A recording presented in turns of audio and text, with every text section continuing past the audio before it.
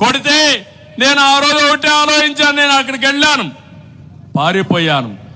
ఎక్కడని మీరు చూస్తే తెలుగుదేశం పార్టీ గట్టిగా పార్టీ ఆఫీస్ నుంచి అరిస్తే డీజీపీకి నిలబడొస్తుంది. అలాంటి డీజీపీ ఆఫీసు పక్కనే రక్షణ లేదంటే మీకు రక్షణ ఉందా తమ్ముళ్ళు, ఆడబిడ్డలు అని మిమ్మల్ని అడుగుతున్నా. మనం సీసీటీవీ కెమెరాలు పెట్టాం, అందులో ఇన్ఫర్మేషన్ ఉంది. అది చూసిన తర్వాతనే సీసీటీవీ కెమెరా తీసుకుని ఇన్ఫర్మేషన్ తీసుకుని సాక్ష్యాధారాలు అన్ని పంపిస్తే తిరిగి మన మీదనే కేసులు పెట్టారు. నేను కేంద్ర హోంమంత్రికి చెప్పా, అందరికీ చెప్పా, ఎలాంటి చర్యలు తీసుకోకుండా సఫర్ అయ్యాం.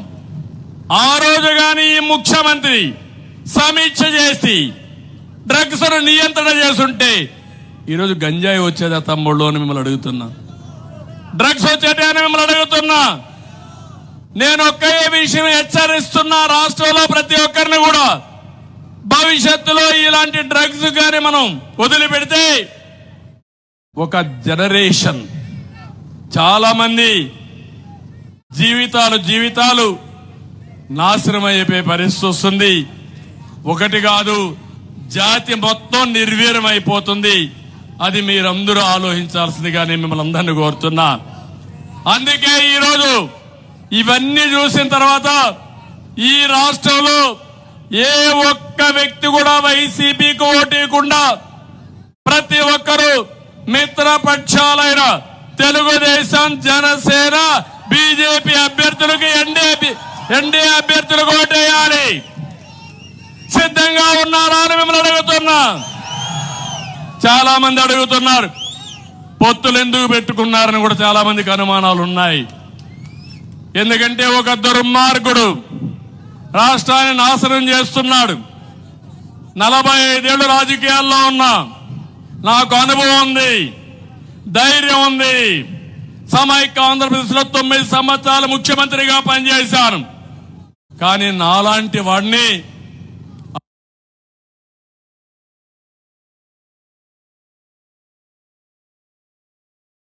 అడుగడుగున నా మీదనే దాడులు చేసి మీలో కూడా చదువుకుని ఉన్నారు, వాళ్ళకందరికి స్కిల్ డెవలప్మెంట్ చేస్తా, మెరుగైన ఉద్యోగాలు 5,000 ఉద్యోగం కాదు, మీరు చురుకైన వాళ్ళు ఉంటే 50,000 లక్ష రూపాయలు సంపాదించే మార్గం నేను చూపిస్తాను. మిమ్మల్ని ఆదుకుంటాం. దీనికి కూడా మీరు సిద్ధంగా ఉండండి. వ్యవస్థ ఉంటుంది, బాగా పనిచేసే వాళ్ళు ఉంటారు. ఒకవేళ ఎవరైనా కావాలని పనిచేస్తే పోరాడతాం, వ్యవస్థలో పనిచేసే వాళ్ళు కూడా అండగా ఉంటామని చెప్పి నేను మీకు తెలియజేస్తున్నా. అదే సమయంలో ఈ 3 పార్టీలు కలిసినప్పుడు మీరు గుర్తుపెట్టుకోవాలి, 3 పార్టీల పొత్తులు అజెండా ఒకటే, రాష్ట్రాన్ని కాపాడుకోవాలి, ప్రజలు గెలవాలి, రాష్ట్రం నిలబడాలి. ఇదే ఒకటే అజెండా. ఈ 3 జెండాలు కూడా ఆ అజెండాకే పనిచేస్తున్నాయని చెప్పి నేను మీకు తెలియజేస్తున్నా. 3 జెండాలు కూడా ఊపి చూపించండి. మేము 3 జెండాలు ఒకటే, మా అజెండా ఒకటే. ఆ అజెండా ప్రజాస్వామ్య పరిరక్షణ, రాష్ట్ర అభివృద్ధి. అంతేకాకుండా ఈరోజు మీరు ఇంకొక పక్కన చూస్తే రాష్ట్రాన్ని చాలా 30 ఏళ్లు వెనక్కి తీసుకుపోయాడు.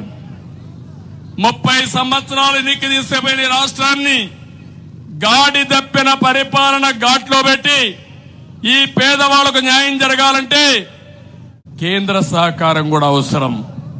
కేంద్రంలో బీజేపీ ప్రభుత్వం ఉంది, ఎన్డీఏ ప్రభుత్వం ఉంది. రాబోయే రోజుల్లో మళ్లీ ఎన్డీఏ ప్రభుత్వం వస్తుంది. వాళ్ళు ఒకే లక్ష్యం పెట్టుకున్నారు, 400 ఎంపీ సీట్లు గెలవాలని వాళ్ళ లక్ష్యం.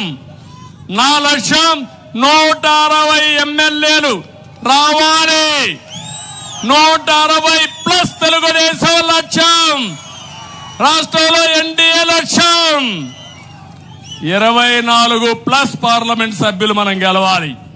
అంటే 25కు 24 గెలిపిస్తారు. గట్టిగా మీరందరూ కూడా సంకల్పం చేయాలి. ఎందుకు అడుగుతున్నారంటే రాజధాని కట్టుకోవాలి, పెట్టుబడి తెచ్చుకోవాలి, పోలవరం పూర్తి చేయాలి, రైతులకు సబ్సిడీలు ఇవ్వాలి, ఉద్యోగ ఉపాధి అవకాశాలు కల్పించాలి, ఉద్యోగస్తులకు న్యాయం చేయాలి, పెన్షన్స్ కి మొదటి తారీఖున పెన్షన్ ఇవ్వాలి, ఈ పేదవాళ్ళకి పింఛన్లు కూడా మొదటి తారీఖు ఇవ్వాలి. మీకు అందరికి హామీ ఇస్తున్నా ఈ వ్యవస్థ కొనసాగుతుంది. మీ ఇండ్లకు పంపించే అధికారుల్ని మీ ఇంటి దగ్గరనే పింఛన్లు ఇప్పిస్తారని మరొక్కసారి మీ అందరికి హామీ ఇస్తున్నా. అదే కాదు, ఇంటి దగ్గర పింఛన్లు ఇవ్వడమే కాకుండా ఎవరైనా బయట పోతే నెల 2 నెలలు రాకపోతే వాళ్ళకు కూడా పింఛను 3 నెలలకు ఇచ్చే బాధ్యత ఎన్డీఏ తీసుకుంటాం. అంతేకాకుండా పింఛన్లు కూడా 4,000 రూపాయలు పెంచాం, అది కూడా ఇస్తామని చెప్పి నేను మీకు తెలియజేస్తున్నా. ఇవన్నీ జరగాలంటే కేంద్ర సహకారం కూడా కావాలి. దానికి మీరందరూ కూడా ధైర్యంగా ముందుకు రావాలి. మళ్ళీ ఒక మాట చెప్తున్నాను, మాకు అధికారం ఇస్తే సహజ వనరుల దోపిడీ ఉండదు, ధరల బాధుడు ఉండదు, కక్ష రాజకీయాలు ఉండవు, ప్రజాస్వామ్యం పైన దాడి ఉండదు, వ్యవస్థ నిర్వీర్యం ఉండదు.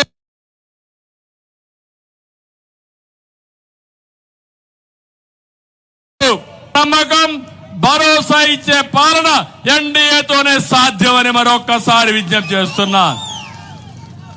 కావాలని కొంతమంది మిమ్మల్ని రెచ్చగొడతారు. మొన్నటి వరకు ఇష్టానుసారంగా రాజకీయం చేసిన వ్యక్తులు ముస్లింల దగ్గరకు వచ్చి మీకు రక్షణ లేదు, 4% రిజర్వేషన్ ఉండవు అంటారు. 4% రిజర్వేషన్లు కాపాడింది తెలుగుదేశం పార్టీ. సుప్రీంకోర్టు అడ్వకేట్లు పెట్టి కాపాడాం. అనేక సంక్షేమ కార్యక్రమాలు, వక్ఫ్ బోర్డు ఆస్తుల్ని కాపాడడం, ఉర్దూ 2వ భాష చేయడం, ఒకటి కాదు అన్ని చేసిన పార్టీ తెలుగుదేశం పార్టీ. నేను ఒకటే మిమ్మల్ని అందరినీ కోరుతున్నా, ఈ రోజు మనం ఒక పక్కన రాష్ట్రంలో ఎన్డీఏని గెలిపించుకుంటూనే మన నియోజకవర్గంలో 1 లక్ష మెజార్టీతో మనం గెలిచి అదే సమయంలో రాబోయే 5 సంవత్సరాల్లో ఏం చేయబోతానో నేను ఒక స్పష్టమైన హామీ మీకు ఇవ్వాలనుకున్నాను. అందుకని నియోజకవర్గానికి మేనిఫెస్టో తయారు చేస్తున్నాం. నేను ముఖ్యమంత్రి అయిన మొదటి రోజు నుంచే అమలుకు శ్రీకారం చుడతాం. మీ ఆదాయం రాష్ట్రం అంతా 2 రెట్లు పెరిగితే మన నియోజకవర్గంలో 3 నుంచి 4 రెట్లు పెంచే బాధ్యత నాది. దానికి ఏం కావాలో ఆలోచిస్తా, నిధులు కావాలంటే నిధులు ఇస్తా, పరిశ్రమలు కావాలంటే పరిశ్రమలు తీసుకొస్తా, రోడ్లు కావాలంటే రోడ్లు వేస్తా. ఏం చేయబోతానో మీ అందరికి కూడా విజ్ఞప్తి చేస్తున్నా. ఒక్కసారి